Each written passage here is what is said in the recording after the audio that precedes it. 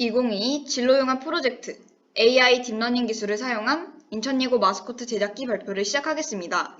이번 진로융합 프로젝트는 김가인, 남궁윤, 성현경이 참여하였습니다. 가인씨, 이 사진을 보면 무엇이 떠오르시나요? 주유소, 카카오톡, 건전지, 진로가 생각나요. 근데 왜요? 마스코트란 행운을 가져온다고 믿는 물체, 사람, 동물을 가리키는 용어로 꼭 살아있는 사람과 동물만이 마스코트가 되는 것은 아니며 식물과 무생물, 색상에 이르기까지 그 범위는 다양합니다. 또한 마스코트를 보면 해당 기업이 떠오르는 것처럼 마스코트는 기업의 상징성을 만들어줍니다. 그럼 기업이 마스코트를 사용하는 이유는 마스코트가 브랜드의 정체성을 담고 있는 시각적인 요소로 고객에게 쉽게 다가갈 수 있기 때문이겠군요. 또 그림은 전 세계적으로 통하는 언어이기 때문에 넓고 다양한 고객층이 확보할 수 있습니다. 이 때문에 기업이 마스코트 사용을 선호하는 것 같아요. 그렇죠. 최근 아이를 뜻하는 키드와 성인을 뜻하는 어덜트의 합성어인 키덜트의 수가 증가하고 있어요. 키덜트는 말 그대로 아이와 같은 감성을 가진 성인을 말해요. 성인은 아이들과 달리 금전적인 여유가 있어 소비 여건이 충분하기에 키덜트의 캐릭터 산업은 매년 폭발적으로 성장하고 있어요. 최근 이 마케팅이 확대되어 대학교 마케팅에 도입돼 효과적인 홍보를 하고자 하는 대학이 증가하였으며 근대 대학들이 타 대학과의 차별화와 경쟁력을 높이기 위해 대학 신벌을 수정하는 경우가 많아지고 있어요. 이처럼 캐릭터 마케팅은 마케팅에 많은 장점을 가지고 있습니다. 국내 마스코트를 분석해보면 상징 동물을 소재로 하여 동물 형태의 캐릭터를 개발하였고 상징 동물이 없는 대학은 심볼 마크 교명에서 캐릭터화 시켰습니다. 대학 로고의 이미지나 이념을 상징화시켜 귀엽고 깔끔하게 생겨 전하려는 이미지를 거부감 없이 전달할 수 있다는 특징이 있습니다. 그럼 저희 인천예고의 마스코트를 만들어보는 것은 어떤가요? 인천예고의 마스코트가 만들어진다면 학교를 더 친근한 공간으로 만들 수 있고 학교 홍보로 인지도가 높아질 수 있습니다. 또한 학교 물품 디자인의 활용이 가능합니다. 마지막으로 학교의 대표로 친근감과 결속감을 줄 수 있다는 이점을 가지고와 더 좋은 학교가 되는 발판이 될 수 있을 것 같아요. 인천예고 마스코트를 만들자고요? 좋아요! 우선 학교 홈페이지에 들어가 학교의 상징물, 교복, 심볼마크 등을 찾아보며 어떤 요소를 캐릭터에 접목시킬지 조사해보았습니다. 학교의 교호는 성실, 교포는 창조적 예술원을 나타내는 불꽃 모양을 사용한 로고입니다. 교목과 교화는 은행나무와 백목련이었습니다. 이 상징들을 사용하여 마스코트 시안을 3개 만들어 보았습니다. 첫 번째 시안은 학교의 교목과 교화를 사용해 은행나무와 백목련을 쓰고 있는 캐릭터를 만들어 보았습니다. 두 번째 시안 역시 학교의 교목인 은행나무를 의인화시켜 은행잎을 쓰고 있는 캐릭터를 만들었고 학교의 교훈인 성실을 상징하는 시계를 차고 있는 마스코트를 만들었습니다. 세 번째 시안은 학교의 교포를 의인화시킨 마스코트로 창조적 예술원을 뜻하는 저 곡선 모양을 머리카락으로 사용하였고 영원성과 변화를 의미하는 파랑색을 상징색으로 사용하여 제작하였습니다. 최근 풍경사진을 AI가 명화 스타일로 다시 그려내는 것이 가능한 시대가 되었습니다. 명화와 같은 특유의 스타일을 가진 사진과 일반적인 콘택트 사진을 적절하게 조합하는 딥러닝 기술을 사용해 창조적인 그림을 그릴 수 있다는 것입니다. 과거 사람들에게 예술은 인간만의 고유한 영역으로 기계가 할 수 없는 것으로 여겨졌습니다. 예술가는 자신이 느낀 감정을 작품에 담아내 타인이 공감할 수 있도록 전달하는 역할을 하기 때문에 예술은 감정을 매개로 해 탄생된 창조물로 간주되곤 합니다. 이 때문에 감정이 없고 스스로 생각하지 못하는 기계는 미술과 음악 같은 창조적인 작업을 할 수 없다고 생각하게 됩니다. 하지만 모방은 창조의 어머니라는 말이 있듯이 모방이 창조를 향해 가는 첫걸음이라면 인공지능은 이미 훌륭한 예술가들의 자질을 가지고 있는 것이라고 생각합니다. AI 기술을 체험하기 위해 최종 마스코트 스케치에 웹툰 AI 페인터를 사용해 색을 지정하면 자동 채색을 해주는 딥러닝 기술을 이용해 채색을 해보았습니다. 마스코트 스케치를 업로드한 후 원하는 색을 지정해 클릭만 해주면 명암과 분위기에 맞춰 색이 자동으로 채색됩니다.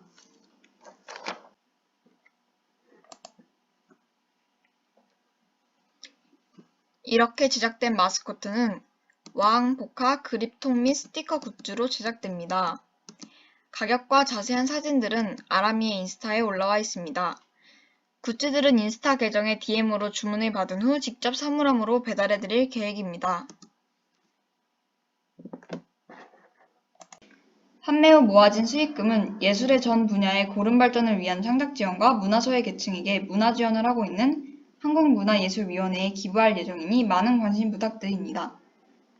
미래에 남을 직업 하면 화가가 떠올랐는데 이젠 AI가 미술의 영역까지 관여할 수 있게 된 것이 무섭기도 하고 신기하기도 합니다. 발전된 기술에 맞춰 AI와 사람이 좋은 시너지를 낼 수 있었으면 좋겠습니다.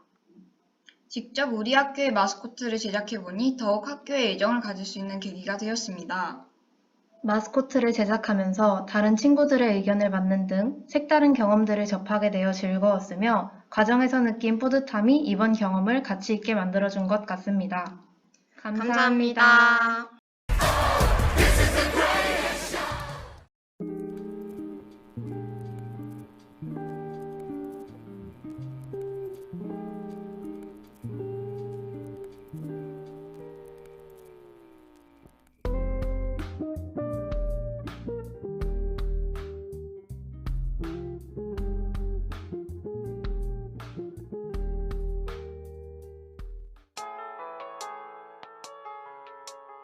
영화 위대한 쇼맨에서 주인공인 반원과 그에 대립되는 귀족파들이 있듯이 저 또한 위대한 쇼맨 세계관을 기반으로 캐릭터를 디자인해 보았습니다.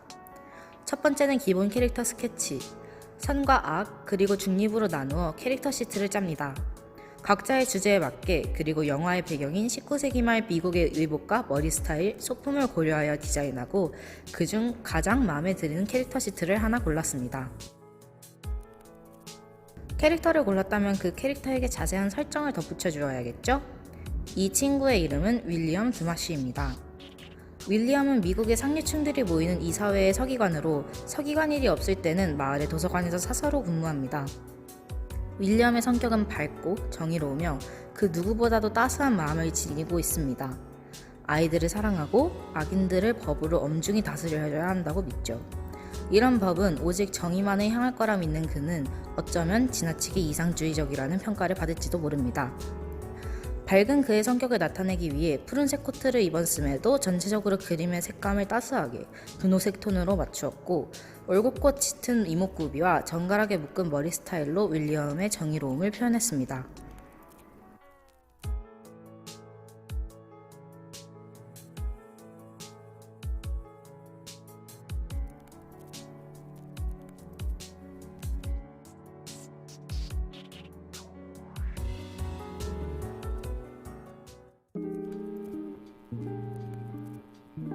저는 위대한 쇼맨의 영화와 뮤지컬 무대의 차이점을 알아보고 아쉬웠던 부분을 선정해서 추가로 디자인해보았습니다.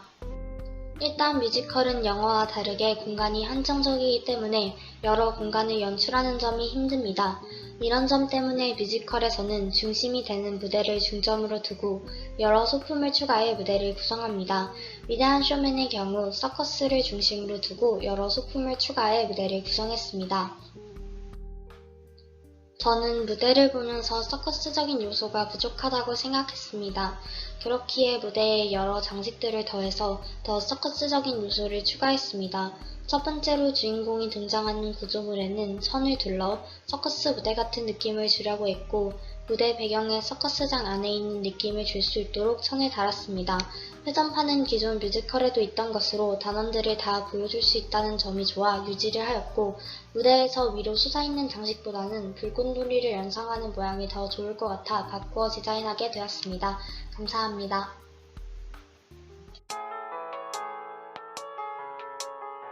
안녕하세요. 저는 PT 반엄을 의상으로 표현하였습니다. 반엄은 1차, 2차로 성격을 구분할 수 있었습니다. 1차는 반엄이 물욕이 별로 없을 때, 2차는 반엄이 물욕이 엄청날 때입니다.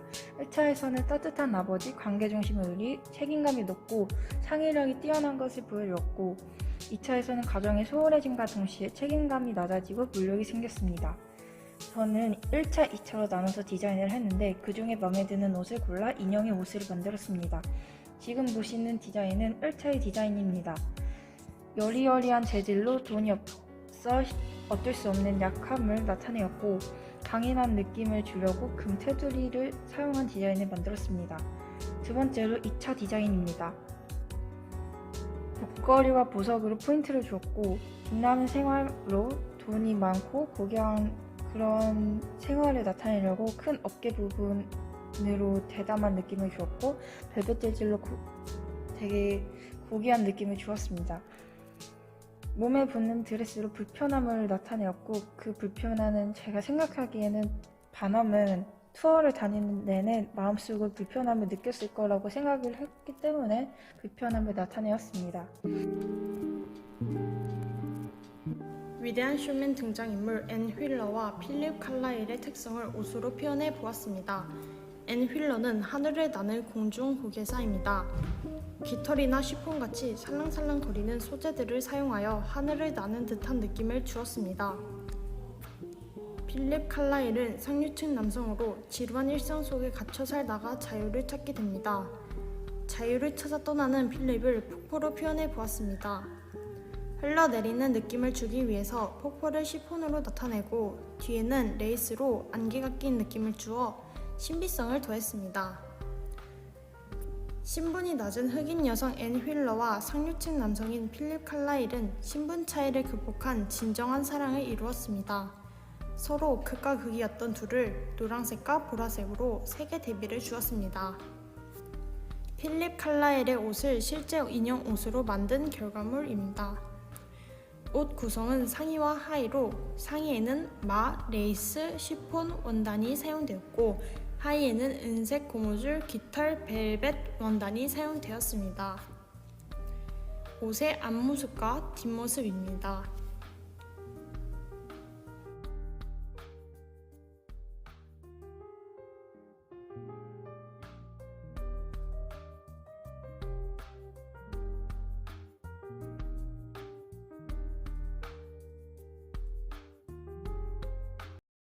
안녕하세요. 에코 프렌들리 업사이클링에 대해 발표하겠습니다. 목차입니다.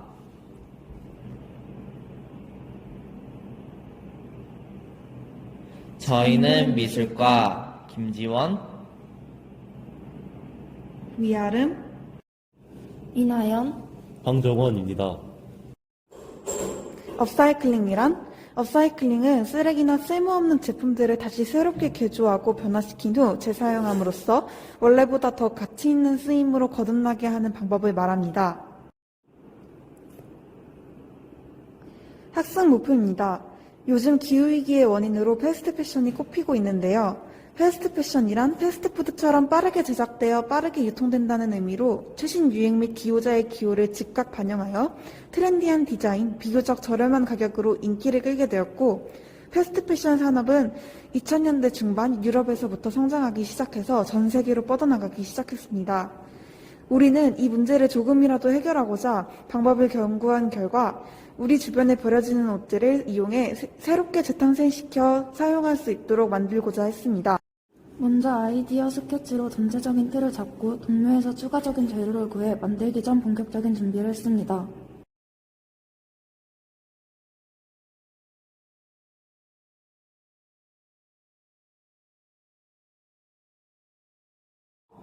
자세한 과정의 사진과 영상을 보여드리겠습니다.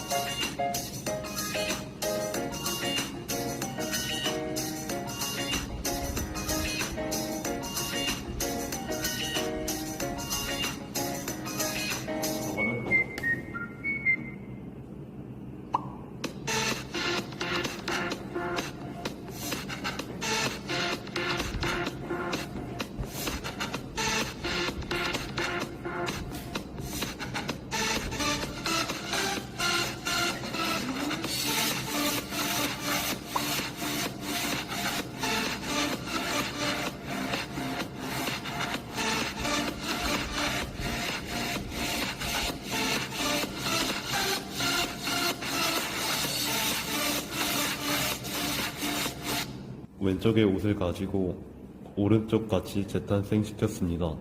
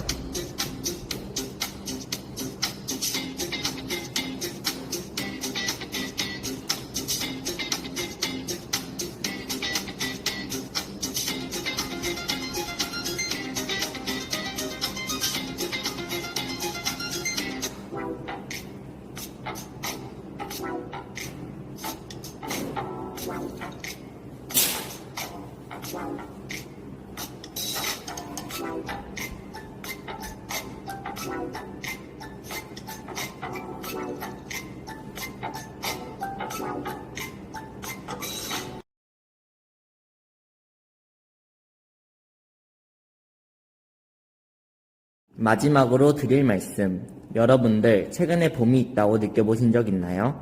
최근 우리나라는 기후위기로 인해 많은 일상의 변화가 생겼는데요. 그 이유는 바로 환경과 우리가 유기적 관계이기 때문입니다. 환경오염으로 인한 피해는 점점 극심해지고 있습니다. 우리들은 사실 환경오염의 피해를 20년 전까지만 해도 체감이 되지는 않았는데요. 2014년 8월 여름 서울 39.6도, 강원 홍천 41.5도로 역사상 최악의 폭염을 기록했습니다. 이때쯤 저희는 체감을 하게 되었죠. 아, 지구가 병들고 있구나. 지구가 많이 아프구나. 인간은 직접적으로 피해를 입지 않는 한 체감을 하지 못합니다. 환경의 오염을 다른 나라에게 돌리기만 하는 것은 비겁한 것이 아닐까요? 패스트 패션은 환경 오염의 가장 큰 원인 중 하나입니다. 전 세계의 폐수 중 20%가 패션 사업에서 나온 것입니다. 청바지 한 벌을 만드는데 7,000리터의 물을 사용한다는 사실 알고 있나요? 그렇다면 이러한 환경 오염을 막기 위해 우리가 할 수 있는 가장 쉬운 방법은 무엇이 있을까요? 바로 패스트 패션의 소비를 줄이는 것입니다. 또 안 쓰는 옷을 저희처럼 재활용할 수도 있겠죠.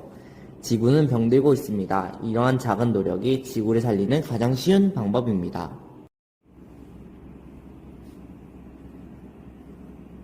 여러분, 모두 기후위기를 멈추기 위해 적극적으로 나서주세요. 감사합니다.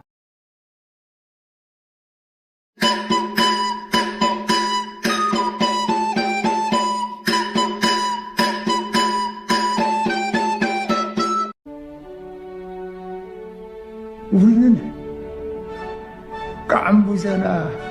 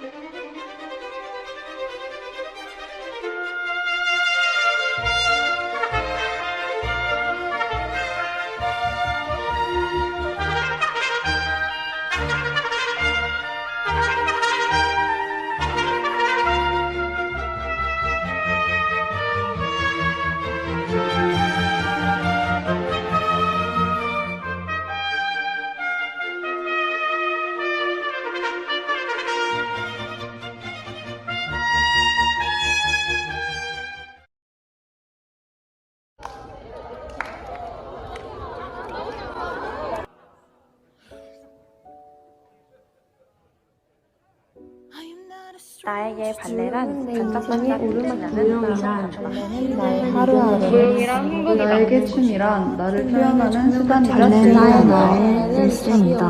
나에게 무용이란 인생의 동반자이다. 나에게 무용이란 나를 가장 슬프게 하고 기쁘게도 하는 것이다. 나에게 발레란 기쁨의 조각들이며 곧 보석이 될 나의 꿈이다.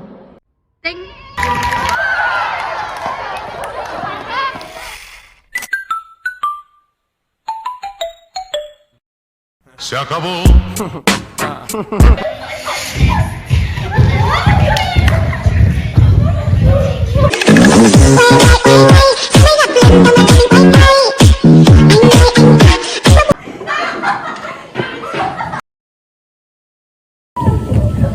When the sharpest words wanna cut me down, I'm gonna send the blood, gonna drown them out.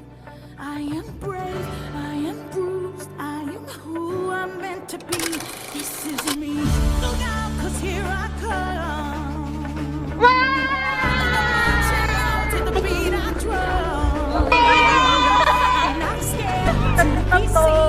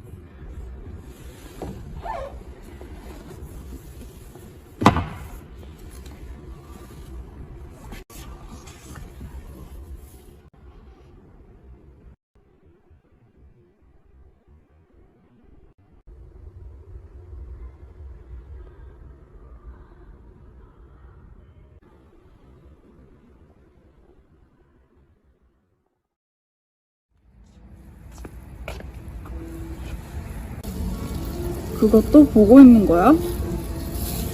응. 보고 있으면 예뻐져. 넌 어떤 꽃이 제일 좋아? 선우. 응? 꽃은 완전하잖아. 예쁘고. 그래서 나도 그렇게 될 수 있을까 해서. 그럼 다른 애들도 너가 이름 붙여줬어? 응. 그럼 얘는 민식이?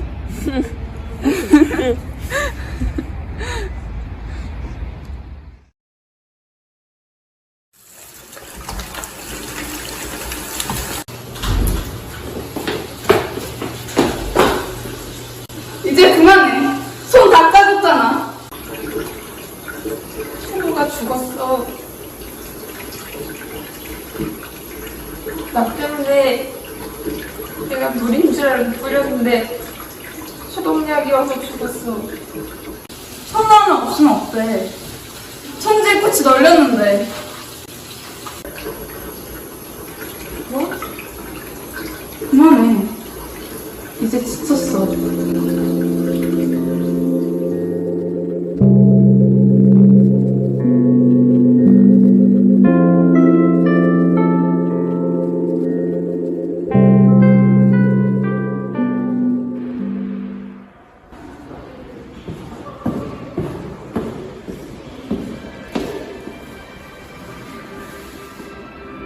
아직도 비밀 자막 끼고 다니는구나.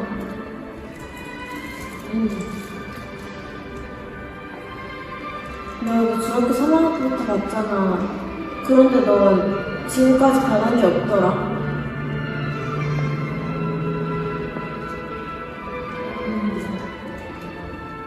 미래한테 들었어. 아끼던 꽃 하나 주겠다고 손이 바뀌도록 씻었다며?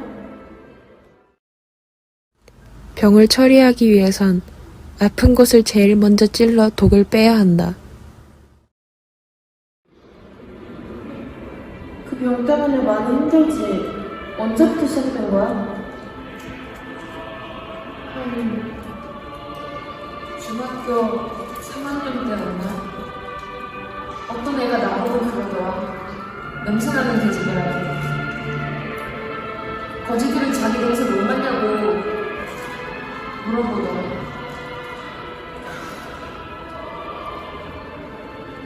신경 안 쓰려고 했는데 언제부턴가 나는 깨끗한 시체가 된 거 같아. 나 좀 살려줘.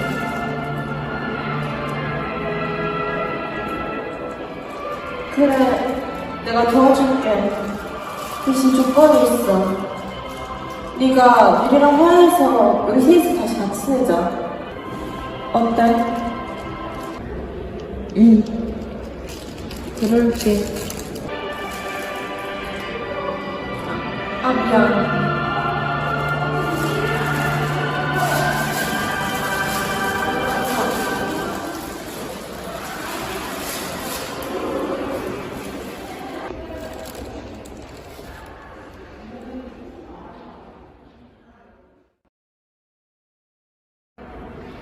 그런데 니네도 나랑 다시 화해하고 싶을까? 내가 이렇게 답답한 앤데? 너 참 미안하다. 네? 내일 보자. 선우야! 선우의 밑에는 단단한 뿌리가 있어. 지금까지 많은 어려움이 있었겠지만 잘 견뎌내고 끝까지 살아와서 지금의 선우가 된 거잖아.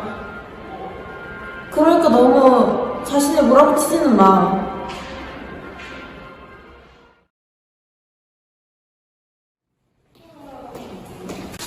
언니, 그동안 미안. 넌 날 도와주려고 했던 것 같은데 난 매번 감정적이기만 했던 것 같아. 처음에는 난 너한테 화나기도 했고 이해 안 되기도 했어. 솔직히 네가 미웠던 것 같기도 해. 근데 그래봤자 남는 건 없더라. 아니야. 다 내 잘못이야.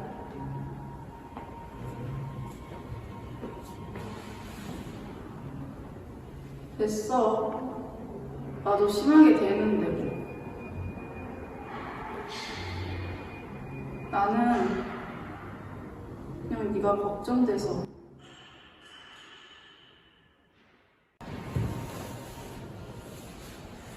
우리 이제 화해할래? 응.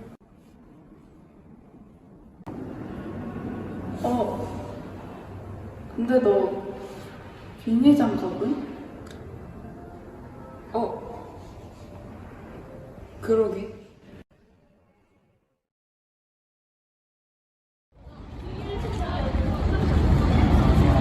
어때?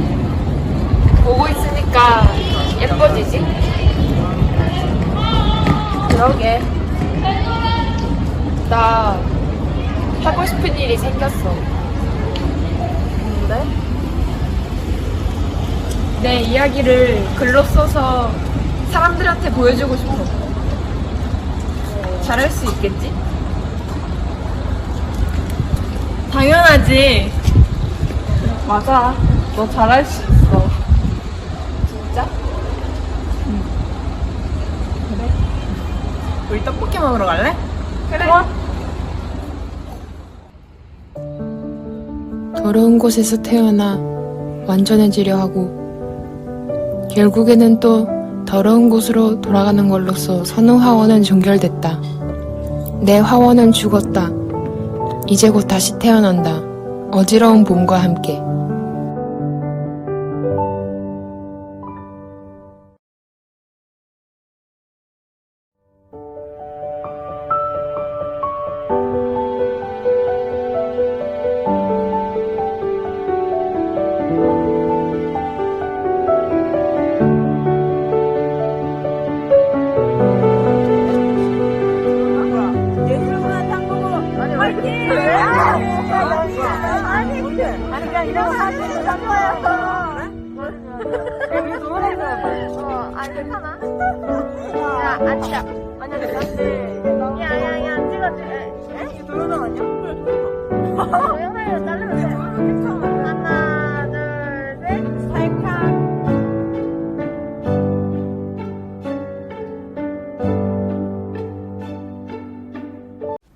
안녕하세요 여러분. 오늘 진로예술융합 프로젝트 발표를 하게 된 이원이라고 합니다. 저의 발표 제목은 북유럽에 빠지다입니다. 이렇게 제목을 북유럽에 빠지다 라고 지을 만큼 저는 북유럽에 대해 관심이 많고 장래에 북유럽 과거 회사에 취업하고자 하는 취지 또한 가지고 있습니다. 그와 더불어 작년에 저는 독서 동아리 프로젝트로 책으로 떠나는 스칸디나비아 라는 책을 저술하였는데요. 이 책의 내용을 중심으로 제가 왜 북유럽에서의 미래를 꿈꾸게 됐는지 발표하도록 하겠습니다. 제가 처음 북유럽에 관심을 갖게 된 계기가 되어준 것은 다름 아닌 노르웨이 드라마 스캄이라는 작품입니다. 지금부터 이 드라마와 이 드라마가 제 자신을 어떻게 바꾸어 놓았는지 설명하도록 하겠습니다. 드라마 스캄은 노르웨이 고등학교에서 생활하는 10대를 중심으로 한 이야기로 만든 드라마입니다. 10대들의 개인적 문제인 친구관계, 연인관계, 가족관계부터 사회적 문제인 성차별, 종교, 소수자 문제 등을 다루었습니다. 중학생이었던 저에게는 처음에는 문화 충격을 받은 부분이 많았습니다. 그러나 그만큼 흥미로웠으며 제 가치관을 바꾸어 놓고 또 인생을 바꾼 드라마라고 할 수 있을 것 같습니다. 노르웨이 홀릭이 되어 노르웨이에서의 삶을 꿈꾼 것이 이때부터였기 때문입니다. 노르웨이에 관심을 갖게 되면 어쩔 수 없이 눈에 들어올 수밖에 없는 것이 북유럽 국가들이었습니다. 역사적으로도 같은 뿌리를 두고 있고 스칸디나비아 3국은 언어도 비슷하여 상호 소통이 가능하다는 등 연관이 매우 깊기 때문입니다. 그래서 어쩌다 보니 저는 북유럽에 푹 빠지게 되었습니다. 북유럽 현지 취업하고 싶은 이유 중 하나는 당연히 우리나라에서 볼 수 없는 직장생활이라고 생각합니다. 북유럽에서의 직장생활의 장점을 소개하고 노르웨이에서 근무하시는 한국인분을 인터뷰를 소개하겠습니다. 북유럽의 회사들은 워라밸을 추구합니다. 워라밸은 워크앤라이프 밸런스, 즉 일과 삶의 균형이라는 뜻인데요. 북유럽의 직장인들은 대부분 야근을 거의 하지 않습니다. 또한 덴마크에서 직장인들은 1년에 5주간 유급휴가를 쓸 수 있으며 출산 및 양육휴가 같은 경우에는 스웨덴에서는 부모 모두 자녀 출산 전후로 450일 동안 유급휴가를 가질 수 있습니다. 또한 회식 같은 경우 스웨덴 자동차 OEM 업체에서 근무하시는 하은영 씨에 따르면 스웨덴 피카라는 커피를 마시는 문화가 있어 금요일마다 오후 1시간 반 정도 커피 타임을 가지는데 이것은 근무 시간에 포함된다고 합니다. 퇴근 후 밥을 먹거나 술을 마시는 회식 문화는 없다고 합니다. 이러한 점이 휴식을 매우 중요시하는 저에게는 크게 다가왔습니다. 작년 저는 스칸디나비아의 직장 문화와 복지에 대한 내용을 보다 생생하고 현실적으로 전달하고자 당시 즐겨보던 유튜브 영상을 올리시던 노르웨이 직장인 분과 연락이 닿아 인터뷰를 진행하였습니다. 정말 꼼꼼하고 정성스럽게 장문으로 답을 해주셔서 직장 생활에 관련된 내용만 PPT에 넣어보았습니다. 첫 번째 질문은 노르웨이 회사의 근무기간과 어떤 일을 하는가였습니다. 작년에 진행했던 인터뷰인이 현재는 3년 넘게 노르웨이 오일 회사에서 구조 엔지니어로 일하고 계실 것이라고 생각됩니다. 두 번째 질문은 노르웨이를 선택한 이유였습니다. 노르웨이의 오일 분야에서의 뛰어난 기술과 노르웨이의 효율적인 업무 방식과 자유롭고 스트레스 없는 환경을 이유로 답변해 주셨습니다. 세 번째 질문은 노르웨이 회사의 직원복지가 어떻게 이루어지는가였습니다. 직원복지는 한국의 대기업과 크게 다르지 않지만 주 37.5시간이라는 근무시간, 참고로 우리나라는 52시간이죠. 그리고 특히 6주 휴가가 좋은데 휴가가 많다는 점, 부부가 아이를 키우기 좋은 환경을 회사 시스템 등을 장점으로 뽑아주셨습니다. 그리고 저도 이 노르웨이 신념에 매우 공감합니다. 사실 모두가 공감할 것이라고 생각되는데 지금은 힘들 것 같지만 미래 대한민국에서는 이러한 복지가 이루어질 수 있었으면 좋겠습니다. 마지막으로는 북유럽의 문화입니다. 사실 북유럽의 문화는 엄밀히 말하면 제가 북유럽에서 근무하고 싶다는 진로의 직접적인 계기가 되진 않지만 제가 소개해드릴 얀테 법칙은 정말 특이하고 흥미로운 문화라고 생각했기 때문에 꼭 소개해드리고 싶어 발표하게 되었습니다. 얀테 법칙은 마치 우리나라의 장유유서처럼 아무도 입 밖으로 내뱉지는 않지만 언제나 존재해왔으며 스칸디나비아 사람이라면 암묵적으로 지키는 문화입니다. 오른쪽 인물은 얀테의 법칙이라는 용어를 만든 악셀 산데모데입니다.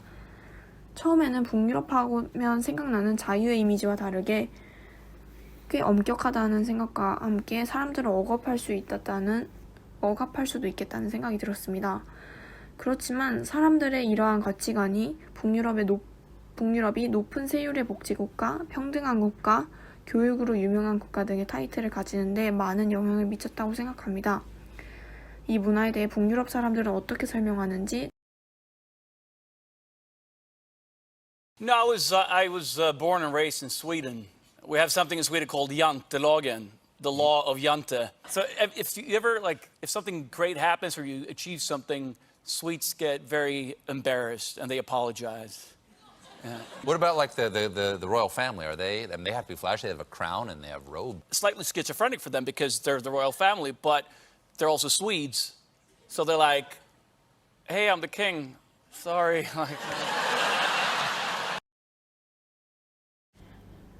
어떤 문화인지 감이 오시죠? 이번 발표를 통해 제가 중학교 때부터 바라보았던 목표와 그리고 좋아해온 북유럽에 대해 이렇게 발표할 수 있었다는 것만으로도 정말 뜻깊은 경험이었습니다. 이를 발판 삼아 앞으로도 저의 꿈을 향해 더욱더 노력하는 사람이 되고 싶습니다. 앞으로 행보를 기대해 주시기 바랍니다.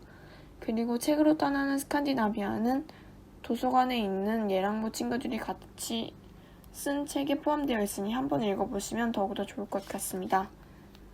만약 질문이 있으시다면 3학년 4반 이혜원을 찾아주세요. 감사합니다. 안녕하세요. 저는 아동미술의 실제라는 주제로 발표할 3학년 3반 3번 박성은입니다. 우선 저의 꿈에 대해 소개하고 관련된 실정과 읽었던 책, 그리고 앞으로의 계획과 사회에 나아가서의 목표에 대해 소개하겠습니다. 먼저 저의 꿈에 대해 소개하겠습니다. 아동미술 치료사라는 직업은 사회적, 심리적, 정서적 문제를 안고 있는 사람들에게 미술활동을 통해서 문제 분석 및 진단을 하고 치료하는 일입니다. 아래의 내용과 같이 먼저 미술활동과 대화로 내담자의 문제를 파악하고 그에 맞는 프로그램을 결정한 후 내담자에게 미술치료를 하는 과정을 가집니다. 미술치료사가 되려면 미술과 상담, 그리고 치료에 대한 지식은 기본으로 갖추고 있어야 하기 때문에 전공의 폭도 넓습니다. 정해진 학력은 없지만 현장에서는 대학원 이상의 학력을 요구하기도 합니다. 다음은 꿈에 대한 노력과 활동을 소개하겠습니다.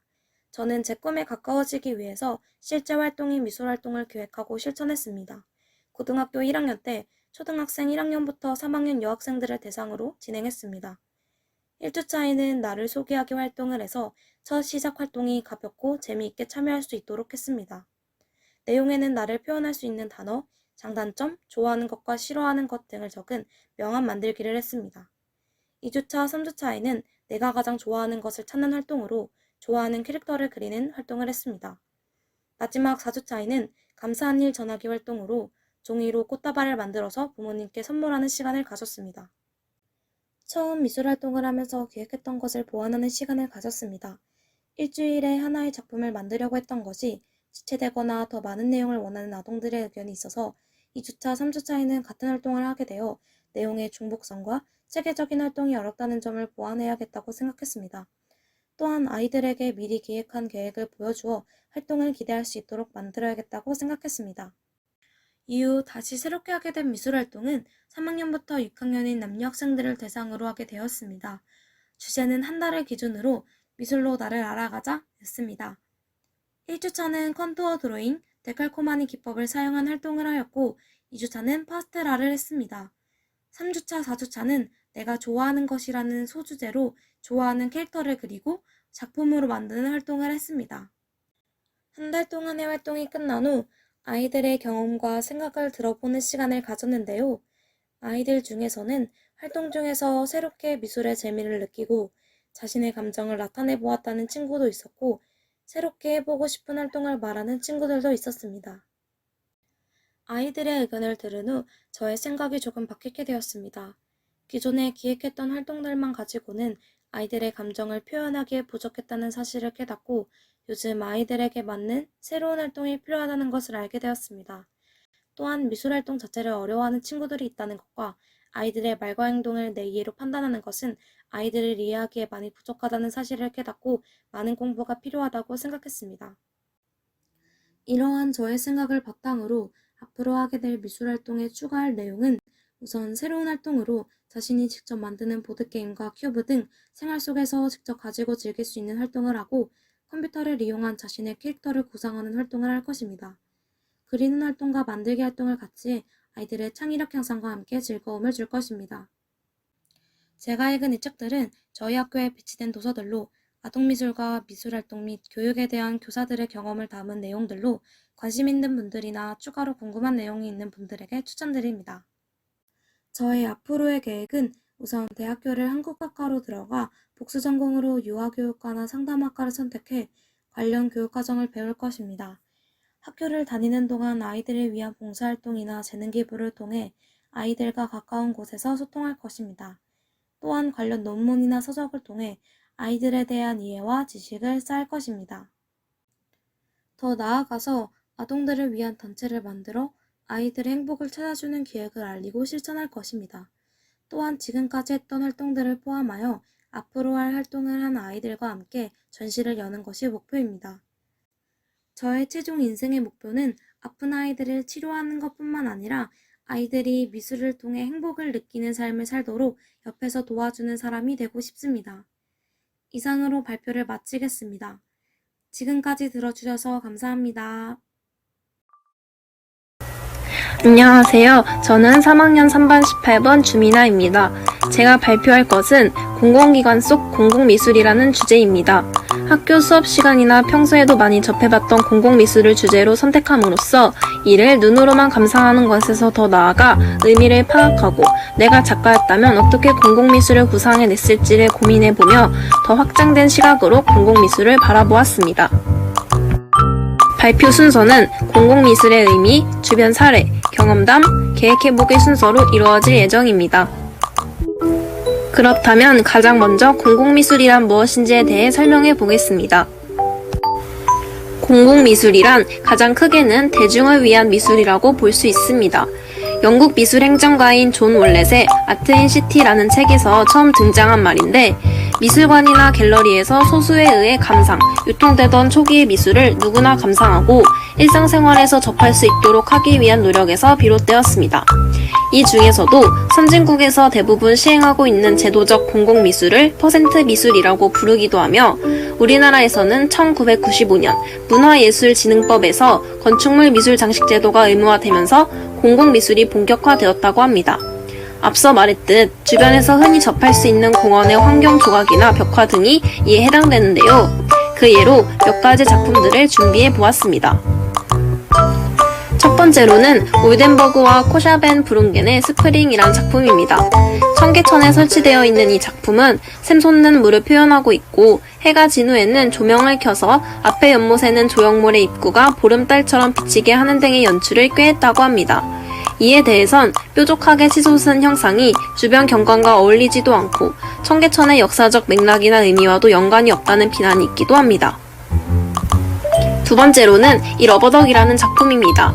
이 작품은 네덜란드 출신 공공미술 작가 플로렌틴 호프만이 어린 시절 가지고 놀았던 추억의 노랑오리를 대형 고무 오리로 제작해 물 위에 띄우는 프로젝트로 평화와 행복의 메시지를 담고 있습니다. 하나의 물 위에 장식과도 같은 것이 공공미술이라는 개념에 속한다는 것이 처음에는 새롭게 다가왔던 것 같습니다. 세 번째로는 시카고에 있는 크라운 분수라는 작품입니다. 컴퓨터의 바르코 컨트롤러로 조정된 5분 간격의 얼굴 표정 애니메이션과 자연 경치가 번갈아 나타나며 영상이 디스플레이 되지 않을 때는 LED 타워 스크린 전면에 물이 폭포처럼 흘러내려 두 개의 타워 사이에 넓고 얕은 호수가 만들어진다고 합니다. 이 작품의 작가인 하우메 플랜사는 사람들의 생활을 연결하는 공동체적 시공간으로서 고대의 역사적 상징인 분수대에서 작품을 창안했다고 밝혔으며 인종을 구분할 것 없이 다양한 사람들의 사진을 사용한 것이 주목받을 수 있는 가장 큰 이유이지 않을까 생각이 들었습니다. 마지막으로는 분쇄되는 작품으로도 유명한 뱅크시의 꽃을 던지는 사람입니다. 금방이라도 공격할 것 같은 자세인데 무기 대신 꽃을 던지는 모습을 표현함으로써 평화를 바라는 마음을 표현했다고 합니다. 이렇게 공공미술하면 떠오르는 일반적인 작품들을 설명해 드렸는데요. 다음으론 우리 주변에서 쉽게 접할 수 있는 공공미술 작품들을 소개해 드리려고 합니다. 첫 번째 사례는 충북대학교 사범대학 부설고등학교 학생들이 실제 제작한 공공미술 작품입니다. 테이핑을 이용하여 인체의 형태를 구상하고 학교 내의 일을 전시하여 학교라는 공간이 단순히 학업만을 위한 공간이 아니라 학생들의 일상과 바람을 표현하고 공감을 이끌어내는 다양한 공간으로 활용하기 위해 기획했다고 합니다. 이에 대해 학생들은 서로 친구들의 다양한 작품들을 감상할 수 있어서 좋았고, 작품을 보면서 하나의 작품을 만드는데 친구들이 얼마나 힘들었는지와 완성 후에는 얼마나 뿌듯했는지를 다시 한번 생각할 수 있었다고 합니다. 저 또한 그냥 작가가 만든 작품을 설치하는 것보다 학교의 주인인 학생들이 직접 작품 제작에 참여하고 서로의 아이디어를 공유하는 것에서 공공미술의 또 다른 매력을 느낄 수 있었던 것 같습니다. 이와 더불어 저희 동네에는 어떤 공공미술이 있을까 궁금하여 찾아보았는데 이렇게 사진에서 보실 수 있다시피 벽화 위주의 공공미술품이 많았습니다.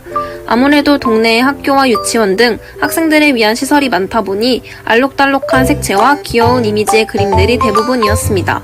이런 벽화들이 생기기 전에는 학교 앞에서 사고도 많이 나고 공원이 있음에도 불구하고 적막한 분위기가 주를 이루었는데 이런 벽화를 통해 동네가 화사해진 후에는 운전자들도 이 주행로가 학교 앞 어린이 보호구역이라는 것을 더 크게 인식하게 되어 사고도 줄어들고 어두워진 밤에도 곳곳에 있는 벽화들 덕에 무서움을 덜 수 있는 등 생활의 이로움을 많이 얻을 수 있었습니다.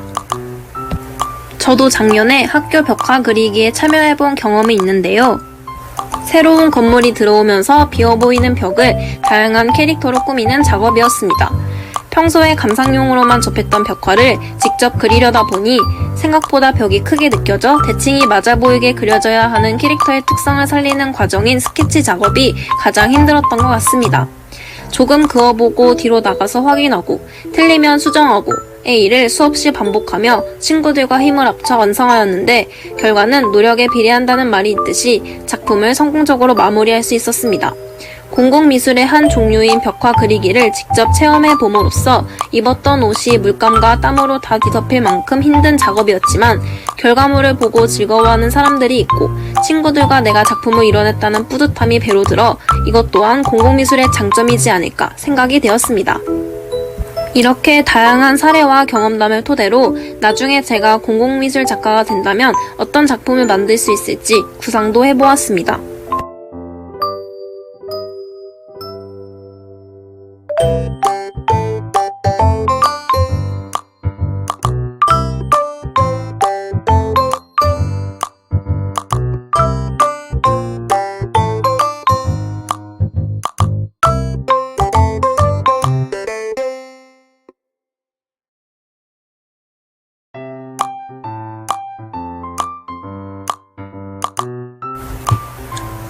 학교와 공원 사이에 있는 저희 동네 주민센터가 좀 더 주변 환경들과 어울렸으면 하는 마음으로 주민센터 입구에 설치 미술 작품을 아이디어 스케치해본 것인데요. 주민센터긴 하지만 그 안에 도서관을 이용하는 사람들이 대부분인 특성을 살려 책 위에 앉아있는 소녀상을 구상해본 것입니다. 이렇듯 공공미술을 감상하는 것에서 더 나아가 내가 직접 참여해보는 공공미술은 어떨지 구상해보는 식의 발표를 해보았는데요. 이 영상을 보신 분들 또한 주변의 공공미술에 좀 더 관심을 갖고 내가 작가였다면 어떤 식으로 꾸며내면 좋을지 등에 대해 생각해볼 수 있는 시간이 되었으면 좋겠습니다. 그럼 이것으로 공공미술 발표를 마치겠습니다. 감사합니다. 안녕하세요. 멋진 신세계를 발표할 3학년 3반 30번 박서영입니다. 목차, 멋진 신세계의 내용, 책을 읽고 생각한 점, 느낀 점을 표현하기, 작품 소개, 이번 활동을 통해 느낀 점 순으로 발표하도록 하겠습니다. 멋진 신세계의 내용. 올더스 헉슬리의 멋진 신세계는 과학기술이 극도로 발전한 미래 지구의 모습을 그리고 있는 디스토피아 소설입니다. 모든 것이 완벽해 보이기만 하는 완벽한 유토피아의 멋진 신세계는 모든 사람이 자신의 삶에 만족하고 고통 없이 행복을 느끼며 살아갑니다. 이 책은 신세계인이었던 버나드와 레니나가 원시 인간 생활을 이어가는 야만인 보호구역에서 신세계인의 아들인 존을 만나 그를 신세계로 데리고 오면서 벌어지는 이야기를 담고 있습니다. 이 세계에서는 완벽한 고통의 감소와 행복을 위해서 일종의 환각제를 사용하는데 이를 소마라고 합니다. 멋진 신세계 속 삶에 대해 간단히 말씀드리겠습니다. 먼저 첫 번째 그림에서 보이는 것과 같이 인간은 모체에서 태어나는 것이 아닌 인공수정과 유전자 조작을 통해 계급별로 다르게 태어납니다. 또한 두 번째 그림에서와 같이 어릴 때부터 시스템에 의해서 훈련을 받게 되는데요. 어릴 때부터 계급에 맞는 음성 최면 교육을 받으며 정형화된 내용을 똑같이 학습하게 됩니다. 예를 들어 노동자가 될 아이들은 책과 꽃을 좋아하는 것이 알맞지 않기 때문에 전기 충격을 가하며 어릴 적부터 이를 멀리하게 만듭니다. 그 이후 태어나기도 전부터 정해진 계급별 직업을 가지게 되고 자유로운 연애와 오락을 즐기며 살아갑니다. 그림과 같이 신체적 조건도 계급에 따라 다르게 나타납니다. 책을 읽고 생각한 점. 멋진 신세계는 피라미드형의 계급 사회이면서도 사전의 유전자 조작과 최면 교육을 통해 안정된 시스템을 갖춘 사회입니다. 하지만 인간으로서의 존엄, 자율성은 완전히 박탈된 상태인데요. 사회 시스템에 의해 철저히 통제당하기 때문입니다. 불안, 질투, 고독, 분노, 질병, 노화 등의 인간적인 요소는 모두 결여된 사회이기도 합니다. 인간이라면 당연히 느낄 만한 감정과 현상은 이곳에서는 불결하다 여겨집니다. 느낀 점을 표현하기. 인간의 모든 행동, 생각, 탄생과 죽음까지 통제되는 이 사회는 인간의 자유와 가치가 결여된 사회라고 봅니다. 이를 문제점으로 파악하고 인간의 진정한 실존적 가치를 탐구하게 되는 계기가 되었습니다. 그리고 이를 입시작품으로 표현하면 멋진 신세계의 문제점을 드러내고 획일화된 인간의 모습을 표현하며 진정한 인간적 요소와 가치를 표현하고자 했습니다. 작품 소개. 신세계 속 사람들의 생애와 삶을 압축적이고 비유적인 장치를 통해 입시작품으로 제작하여 이 세계의 문제점을 드러내며 이를 통해 인간의 자유와 가치에 대해 이야기하는 작품입니다. 이 작품에서 태아는 병 속에서 태어나는 제어되는 인간을 의미합니다. 같은 곳을 바라보는 인간들은 획일화된 최면 교육을 받는 사람들이고 아이와 성인은 태아가 아님에도 여전히 병, 즉 억압된 자유 속에 살아가고 있는 사람들입니다. 또한 병 밖의 풀은 병 밖에 존재하는 진정한 인간의 가치를 의미합니다. 이번 활동을 통해 느낀 점. 인간의 자유와 가치가 상실된 사회 이야기를 통해 역설적으로 인간의 진정한 모습에 대해 생각해보게 된 계기가 되었습니다. 이를 전공 융합 활동으로 표현해보니 느낀 바를 더욱 압축적이고 강렬하게 전달할 수 있었습니다. 감사합니다. 안녕하세요. 3학년 4반 정현주입니다. 오늘은 학교 건축물에 관하여 발표하겠습니다. 목차는 이와 같습니다. 먼저 주제 선정 계기입니다.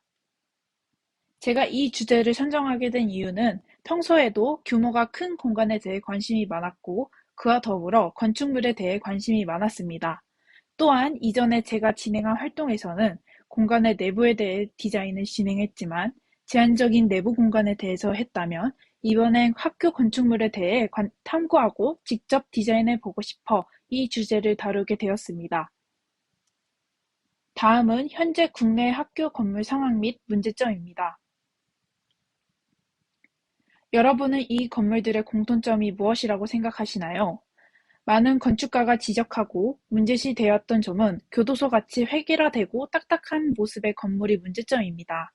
같은 교복을 입고 같은 밥을 먹으며 같은 모양의 건물에서 수업을 받는다는 점에서 문제시 되어 왔던 점입니다. 쉬는 시간엔 복도와 계단을 한참 통과하여 내려가야 하고 삭막하고 폐쇄적인 공간 구조에서 우리는 12년 동안 학교 생활을 합니다. 저는 이러한 문제점에서부터 학교 건물에 대해 더욱더 관심이 가기 시작하였습니다. 이와는 반대로 우수한 사례도 있습니다. 미국 워싱턴 메리스빌에 위치한 한 학교입니다. 이는 초중고 학교가 모여있고 학습 공동체라는 모토를 가지고 있는 학교입니다. 두 번째 사례는 중국 침푸에 위치한 학교로 기존의 학교 건물에 대한 틀을 완전히 깨며 화제가 되었습니다. 이 학교에서는 자연을 매우 중요한 역할로 여기며 즐거운 자연으로서의 여행이라는 모토를 가지고 있는 학교입니다. 그 다음은 영국 버킹엄에 위치한 학교입니다. 이 학교의 특징은 수직 목재 조각을 이용하여 항상 붐비던 복도가 더 여유롭게 되었으며 이를 통해 건물의 내부로 햇빛을 더 유입시키는 등의 차별성을 보여주었습니다. 우리나라에도 이런 우수한 사례가 없는 것은 아닙니다. 남양주에 위치한 동아고등학교가 있습니다. 이 학교는 국내 학교의 일반적인 일자형 건물과 다른 층의 학생들과는 교류할 수 없다는 단점과는 대조적으로 통유리와 삼각형 모습의 건물로 빛과 바람을 만날 수 있는 작은 앞마당을 만든 것이 큰 장점으로 불리고 있습니다. 그럼 어떤 건물이 바람직한 학교 건물이 되는 것일까요? 학생들이 밖으로 쉽게 나갈 수 있도록 나지막한 건물이 여러 동이 있고 그 가운데 야외 공간이 자연스럽게 만들어져야 합니다. 또한 복도 끝마다 하늘을 볼 수 있는 테라스가 있으면 학생들이 쉬는 시간에 수평으로 조금만 이동하여 실내에서 벗어나게 해야 합니다.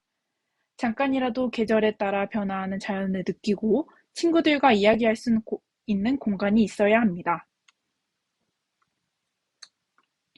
이러한 방향성을 토대로 제가 직접 학교 건물을 디자인해 보는 활동을 진행하였습니다. 2개의 건물을 디자인해 보았는데 첫 번째 건물은 기존의 고층 건물에서 벗어나 여러 채의 나지막한 건물로 설계해 봤습니다. 또한 자연과의 어울림을 위해 좀 더 곡선을 이용하여 만들어 보았는데 햇빛과 바람을 영리하게 이용할 수 있도록 설계했습니다. 무한하게 뛰어놀 수 있게 운동장과 같으면서 공원과 같은 중정을 만들어 줬고 좋습니다. 두 번째, 건축물에서는 면적이 좁은 우리나라의 환경을 고려하여 설계를 해보았습니다. 건물은 둥근 사각형의 모양을 이루고 있으며 건물들은 여러 채로 나누고 중정을 만들어 실내 공간과 조화로운 공간을 만들고자 하였습니다. 또한 앞에서 언급했듯이 각 건물마다 테라스를 둬서 자유롭게 자연과 소통할 수 있는 공간을 디자인했습니다.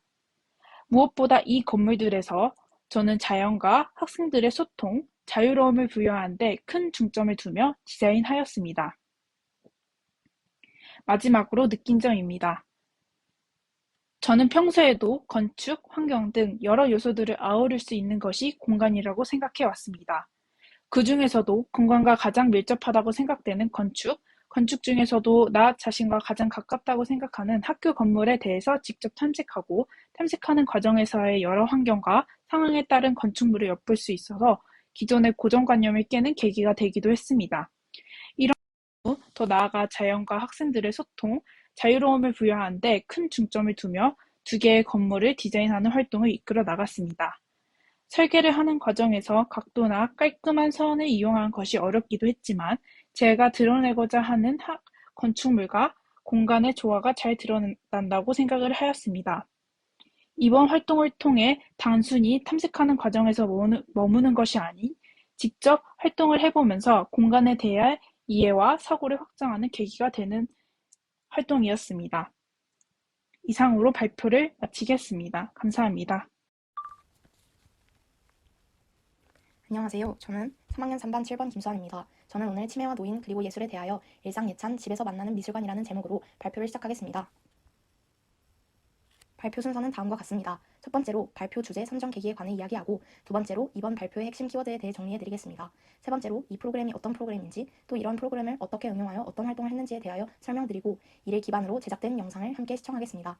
느낀 점을 마지막으로 발표를 마치도록 하겠습니다. 발표 주제 선정 계기. 노인과 관련된 미술의 치유적 기능에 관심을 가지다. 미술이 가지는 다양한 기능에 관심을 두고 관련 사적을 찾아보던 도중에 김지혜 작가가 쓴 치유로서의 미술, 치매 가족 돌봄 이야기라는 책을 접하게 되었습니다. 이 책은 미술 치료사이자 예술가인 저자가 치매 가족을 돌보는 삶의 경험과 그 경험의 의미에 관해 이야기하는 치유 에세이입니다. 저자는 치매에 걸린 외할머니를 돌보던 어머니마저 치매를 진단받아 2대에 걸쳐 치매 가족을 돌보게 되었습니다. 치매의 2차적 희생자가 된 어머니를 돌보면서 자신이 치매의 3차적 희생자가 되는 것을 거부하고 이를 극복해 나가는 과정에 대해 보여주고 있습니다. 저자는 그 과정에서 어떻게 자신의 내면을 돌아보고 자신을 돌보게 되는지, 이 같은 경험이 미술치료사로서의 영향이 미치는 영향은 어땠는지 진솔하게 이야기하고 있습니다.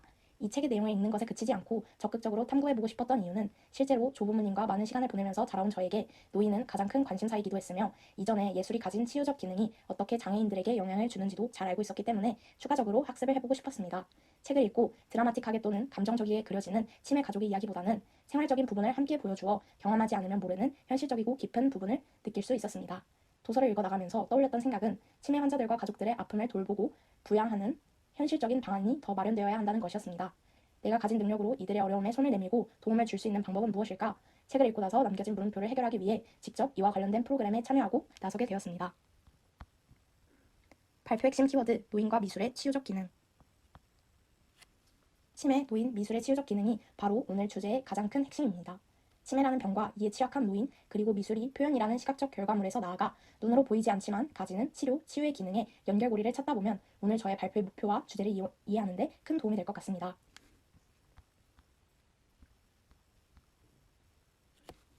발표의 제목부터 무슨 말인지 싶어 궁금해하셨을 텐데요. 제가 오늘 여러분들께 알려드리고 싶은 예술교육 프로그램은 일상예찬 집에서 만나는 미술관입니다. 일상예찬 집에서 만나는 미술관은 국립현대미술관과 대한치매학회가 협력하여 만든 프로그램입니다. 코로나19 장기화로 대면 활동이 어려워진 치매 환자, 노인과 가족들의 사회적 고립을 막고 건강한 일상생활 유지를 위해 비대면 환경에서 가능하도록 찾아가는 워크숍 형태의 비대면 교육입니다. 미술관과 치매학회의 공동 제작 프로그램이라는 점에서 벌써 노인 복지와 미술이 융합되고, 이는 결국 미술의 사회적 발전 기여라는 기능을 발견하게 합니다. 프로그램 활동 과정은 다음과 같습니다. 첫 번째, 작품을 자세히 천천히 살펴보기. 제시된 작품의 이미지 뒷면의 그림 설명을 서로 읽어주면서 기존의 작품이 가진 의미와 작가의 의도를 파악하며 작품을 감상합니다. 두 번째, 대화 카드를 활용하여 작품을 관찰하고 떠오르는 생각을 이야기하기. 교구제 중 대화 카드에는 다양한 주제로 노인들이 사고하고 판단하도록 유도하는 질문이 있습니다.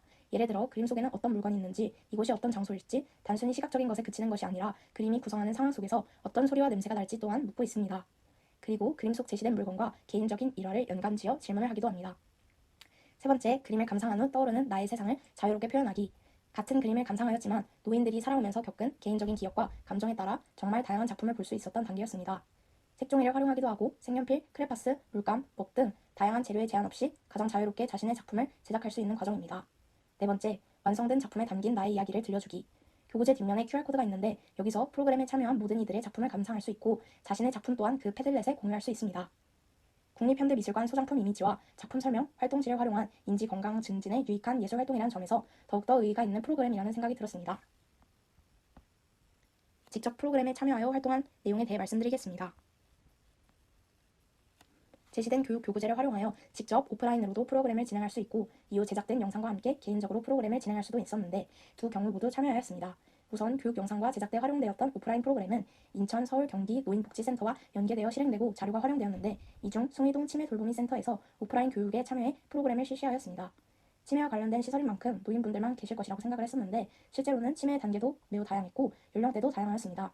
교육 단계 초반에는 개인적인 생각이나 감정을 반영하여 작품을 제작하는 단계가 가장 핵심일 것이라고 생각했었는데, 생각했던 것과 달리 치매 환자분들이 가장 적극적으로 참여해 주셨던 단계는 대화 카드를 활용하여 자신과 관련된 일화를 말하는 단계였습니다. 실제로 그림을 완성하거나 그리는 단계까지 가는 것조차에도 어려움이 있었습니다. 이후 위에서 실행한 대면 교육의 자료를 기반으로 집에서도 할 수 있는 비대면 교육 영상이 제작되어 실제로 조부모님께서 치매를 앓고 계시진 않았지만 치매 예방에도 도움을 줄 수 있다고 하여 온라인 커리큘럼을 따르며 작품을 제작하고 패들렛에 공유하여 다른 이들의 작품 또한 감상해 보았습니다. 앞서 말씀드렸던 대면 비대면 활동을 통해 제작된 교육 시범 영상을 시청하겠습니다. 이 프로그램이 다루는 국립현대미술관의 소장품은 총 4작품인데 김중현, 오지호, 김한기, 유영국 작가의 작품입니다. 4번에 걸쳤던 교육 중 가장 패들렛의 작품이 많이 올라왔던 김중현 작가의 춘향과 관련된 교육 영상입니다.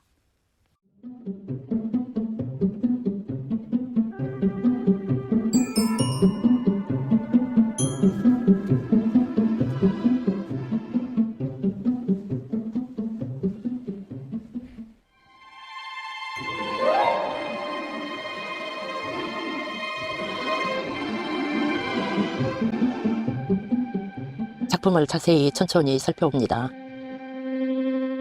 작품 이미지 뒷면의 그림 설명을 서로 읽어주며 함께 작품을 감상합니다.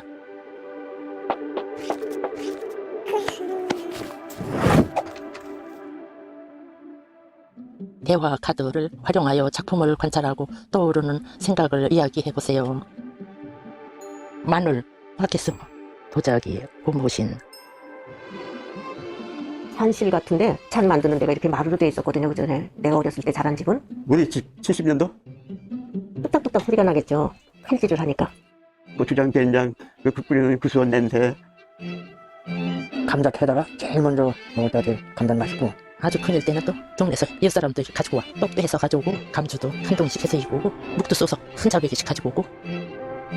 따사로운 봄날 가족과 함께 식사를 준비하는 풍경을 떠올리며 작품을 만들어 보세요.